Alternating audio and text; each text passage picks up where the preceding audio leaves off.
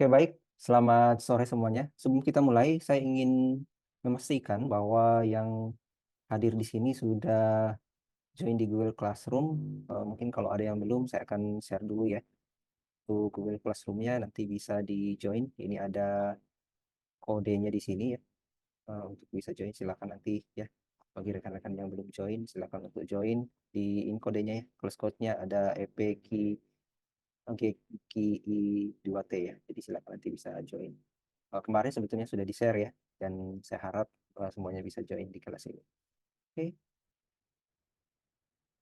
baik, kita akan memulai perkuliahan untuk hari ini. Ini adalah perkuliahan pertama kita untuk di semester ini ya. Jadi ada beberapa hal yang perlu kita bicarakan, nanti mulai dari kontrak kuliah dan aturan selama perkuliahan ini nanti ya. Nah, karena itu saya izin share screen dulu. Oke, sudah terlihat kah? Sudah Pak, sudah masuk. Oke, baik. Eh,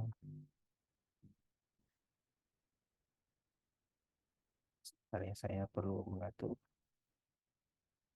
Oke, jadi selamat datang di perkuliahan metode geolistrik dan elektromagnetik. Pada hari ini kita akan mulai pertemuan pertama kita. Hari ini kita akan membahas konsep dasar metode geolistrik yang tentunya eh, ada beberapa konsep dasar, bukan hanya geolistrik tapi juga nanti elektromagnetik yang kita akan laksanakan setelah UTS nanti. Karena di pertengahan semester awal, jadi sampai hari ini sampai UTS nanti kita akan fokus membahas metode geolistrik, dan kemudian nanti pada pertemuan selanjutnya setelah UTS kita akan membahas metode elektromagnetik. Jadi hari ini kita akan fokus pada metode geolistrik nanti. Oke, untuk absensi hari ini silakan di scan QR code-nya. Saya kasih waktu sekitar 1 menit ya untuk bisa scan. Silakan di scan.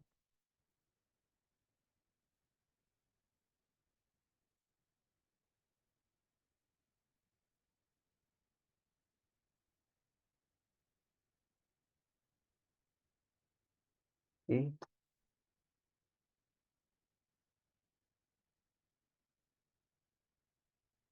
nggak ada yang nggak bisa scan, bisa dikonfirmasi ya. Ini ada kendala.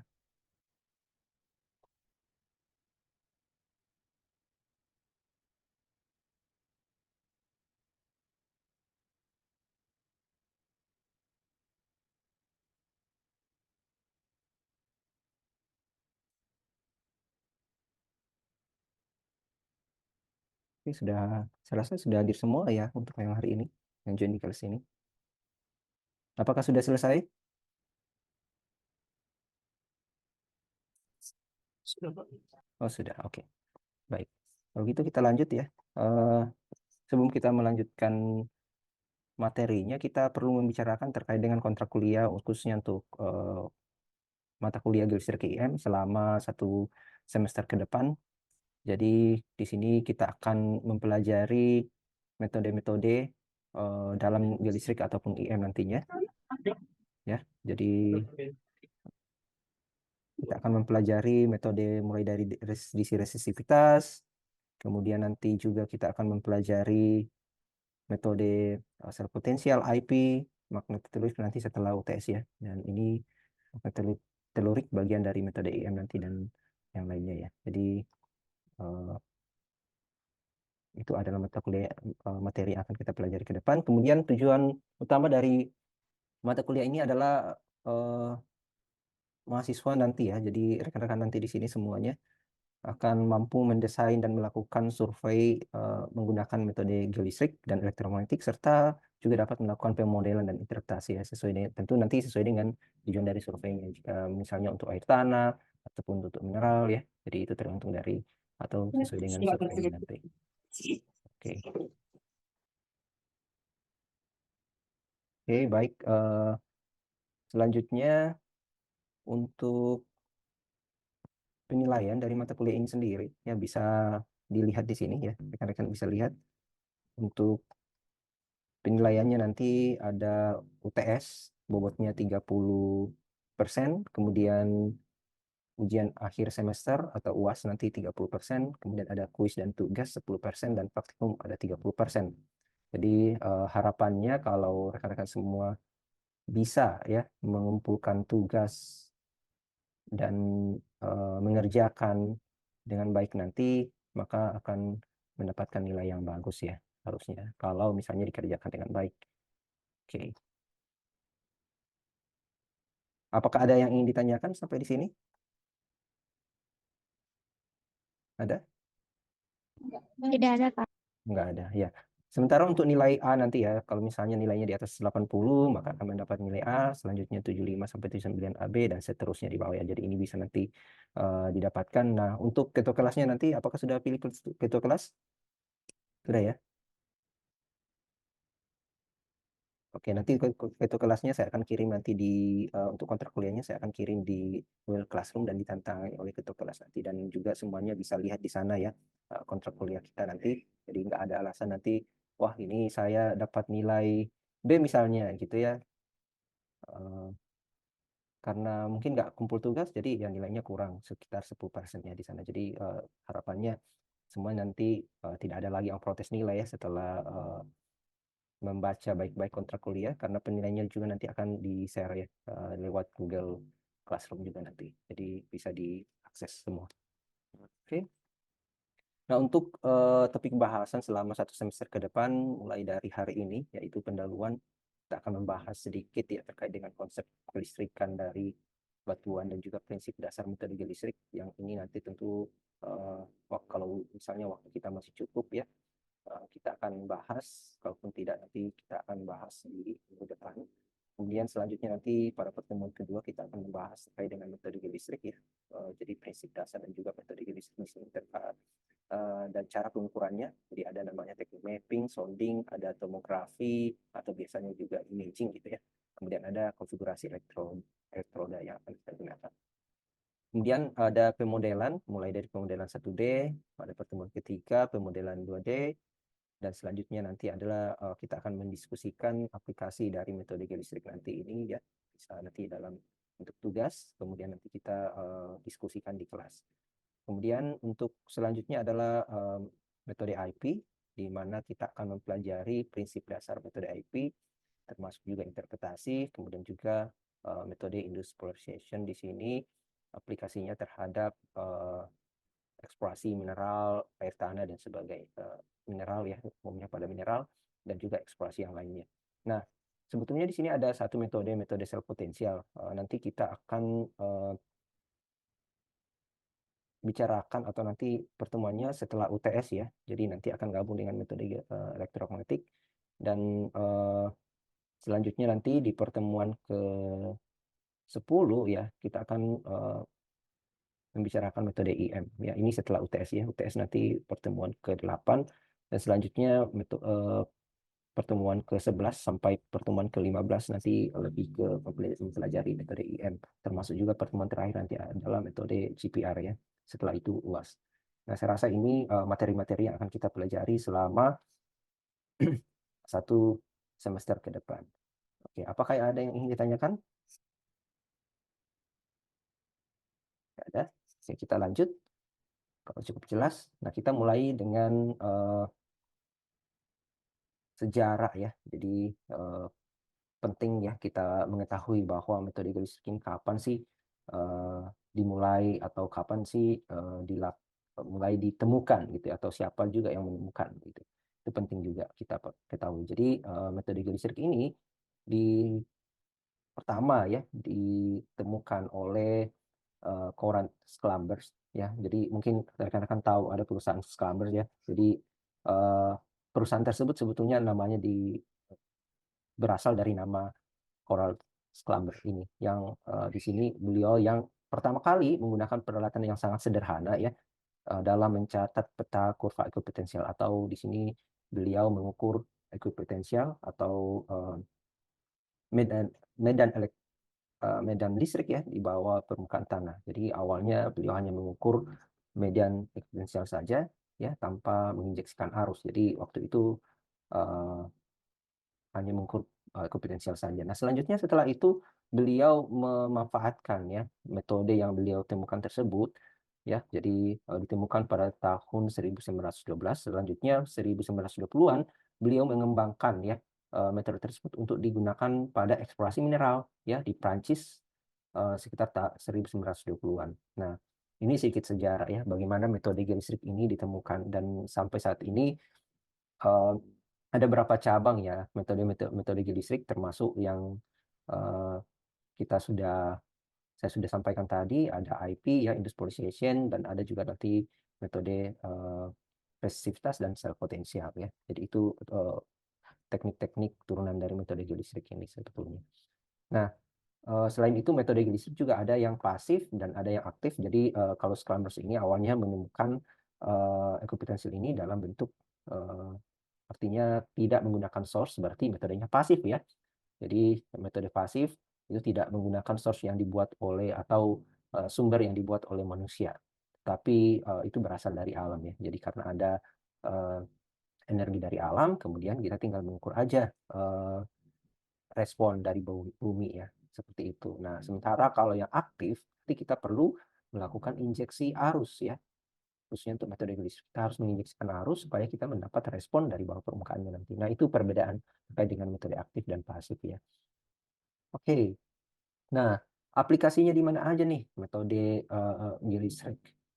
Nah, metode geolistrik ini cukup banyak ya pemanfaatannya, mulai dari penyelidikan struktur litologi ya, kemudian kalau struktur geologi ya seperti patahan, dan juga ada kekar, ada macam-macam ya. Jadi rekan-rekan sudah pelajari di geologi. Nah, ini kita bisa menggunakan metode geolistrik ini untuk diaplikasikan ya, untuk mengetahui patahan misalnya ya.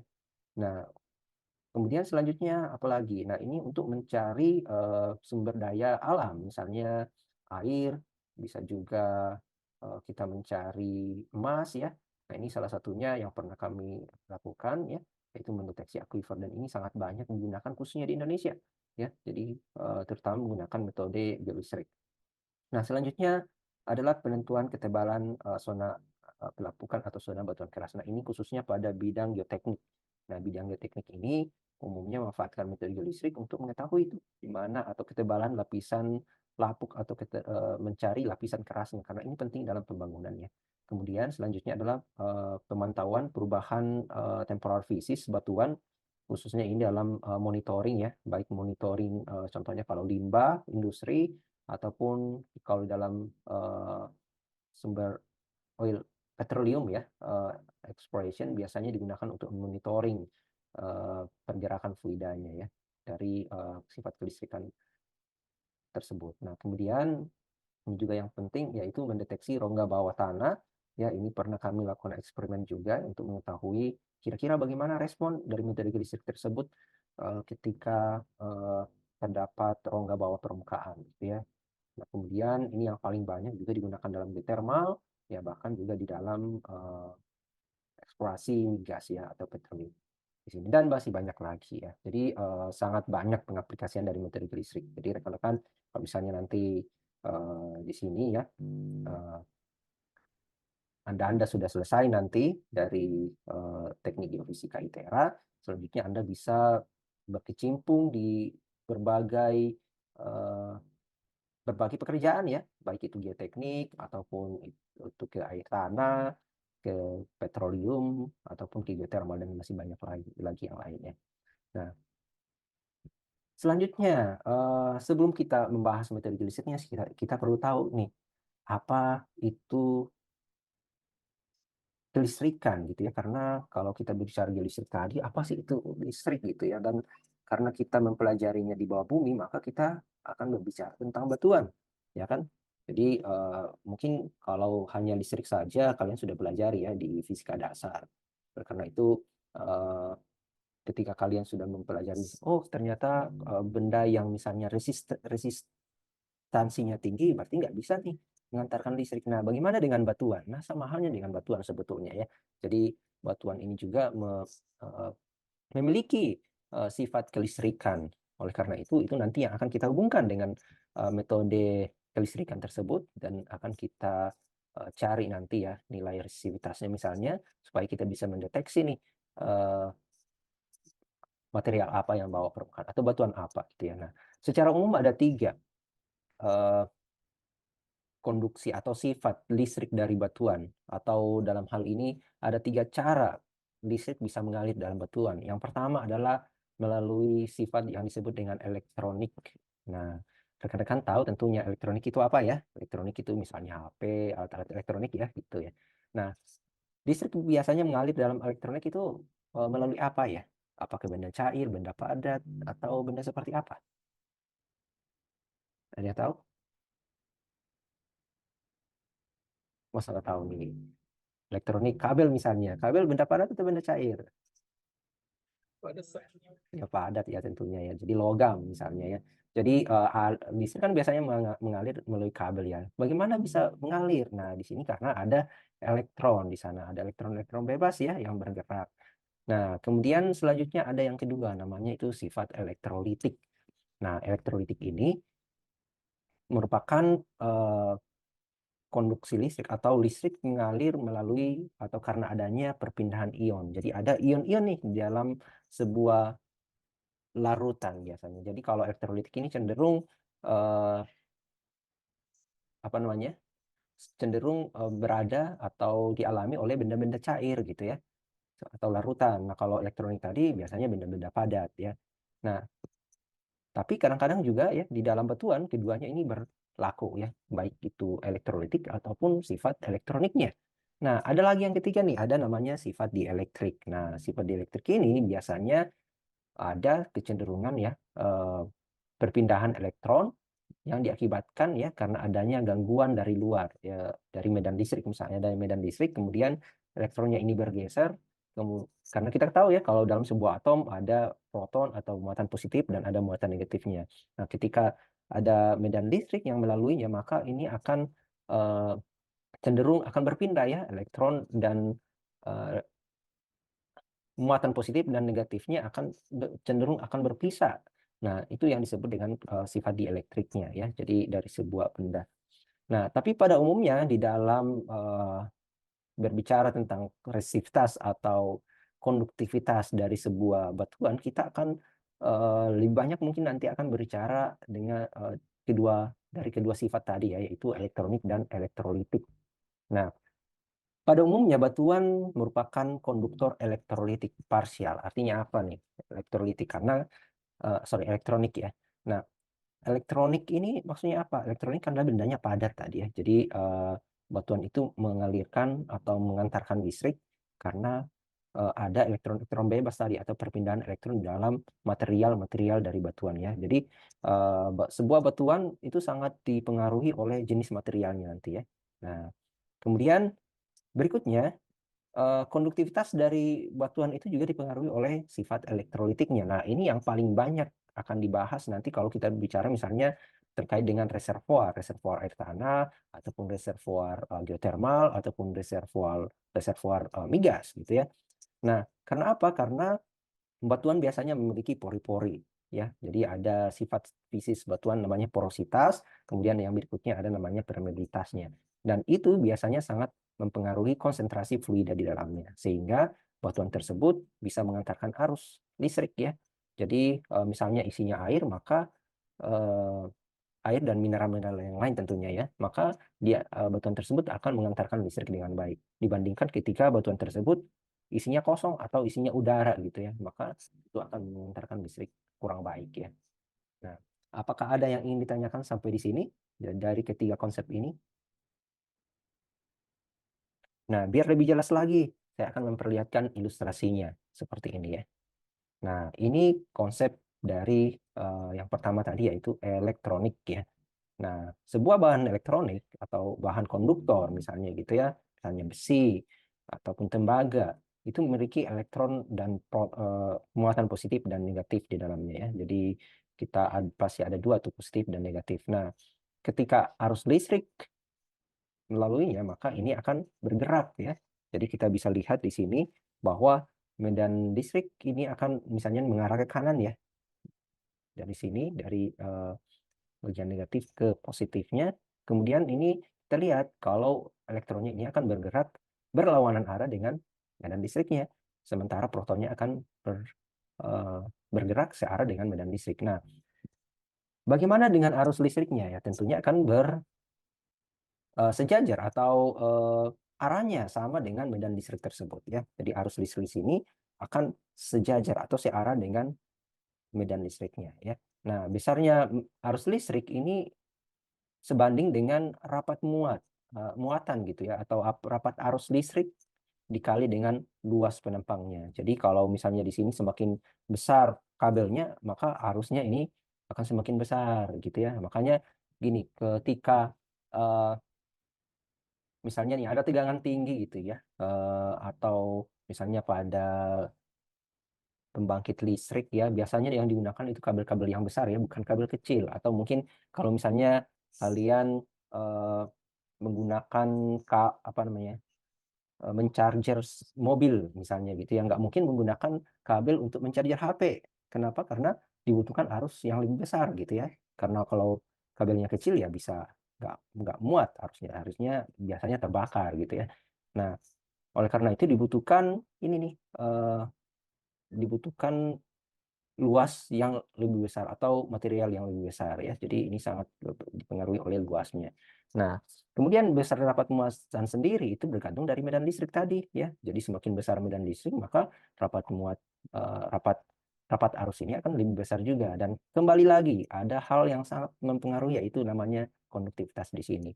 Nah, inilah yang menyebabkan kenapa kabel tidak dibuat dari misalnya kayu gitu ya, enggak kan, tidak dibuat dari kayu ya, atau dibuat dari benang. Alasannya kenapa? Karena konduktivitas ini.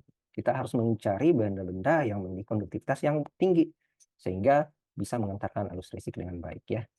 Oke.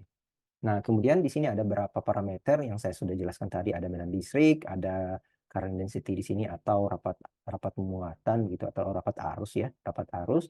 Kemudian di sini ada arus listrik, kemudian konduktivitas dan resistivitas. Nah, kita tahu bahwa konduktivitas ini berkebalikan dari resistivitasnya itu ya. Nah, untuk satuannya sendiri bisa dibaca sendiri nanti. Ini sudah dipelajari juga di fisika dasar ya. Oke, apakah ada yang ingin ditanyakan sampai di sini? Belum? Oke, kita lanjut. Nah, selanjutnya adalah sifat elektrolitik. Saya sudah jelaskan tadi bahwa elektrolitik itu hubungannya dengan cair atau padat. Cair atau padat nih kalau berkaitan dengan elektrolitik. Cair, Pak. Oh, cair ya, cair betul ya. Jadi benda cair. Nah, contohnya di sini misalnya NaCl larutan ya, tentunya di sini garam misalnya gitu ya. Jadi garam eh, oke. Garam ketika dilarutkan maka akan menjadi larutan atau terbagi menjadi ion-ion ya. Makanya ketika dilarutkan ke dalam air maka akan menjadi ion-ion. Nah, itulah nanti yang akan menyebabkan larutan tersebut menjadi konduktif gitu ya. Jadi ion-ion ini akan bergerak. Nah, sementara kalau air ini merupakan apa namanya, konduktor yang buruk sebetulnya. Tapi karena sifat dia yang melarutkan, yaitu apapun yang kita masukkan, biasanya gula misalnya ya, kita campurkan dengan air, maka akan membentuk atau terbagi menjadi ion-ion di dalamnya, sehingga nanti larutan tersebut menjadi konduktif. Nah, itulah sebabnya ketika di dalam batuan, batuan tersebut akan menjadi konduktif karena adanya fluida. Nah, fluida tentunya bukan hanya air murni gitu ya, tapi mineral-mineral yang terlarut dalam air, sehingga bisa mengalirkan listrik dengan baik. Nah, oleh karena itu hubungannya dengan yang konduktifnya di sini yaitu tergantung dari porositasnya. Sehingga pada batuan, misalnya batuan beku dengan batuan sedimen, memiliki resistivitas yang berbeda. Biasanya pada sedimen lebih cenderung lebih kecil karena memiliki porositas yang lebih besar. Sehingga kandungan fluidanya atau dalam hal ini air itu akan lebih besar di dalam satuan sedimen dibanding dengan batuan beku misalnya ya, atau metamorf. Nah, kira-kira seperti itu. Ada yang ingin ditanyakan? Oke, belum ada ya. Nah, kita lanjut ke sini. Nah, bagaimana dengan dieelektrik tadi? Nah, ini ilustrasinya. Jadi ketika bahan dielektrik tidak diaruskan oleh listrik, maka dia akan stabil ya pada atom-atomnya. Tapi ketika kita alirkan arus listrik, maka akan terpisahlah dari medan pemuatan positif dan negatif. Dan ini yang menyebabkan nanti adanya nilai D atau distance gitu ya antara atau distance dari atom-atomnya ya. Sehingga ini akan menyebabkan electric charge di dalamnya ya, menimbulkan medan listrik di dalamnya.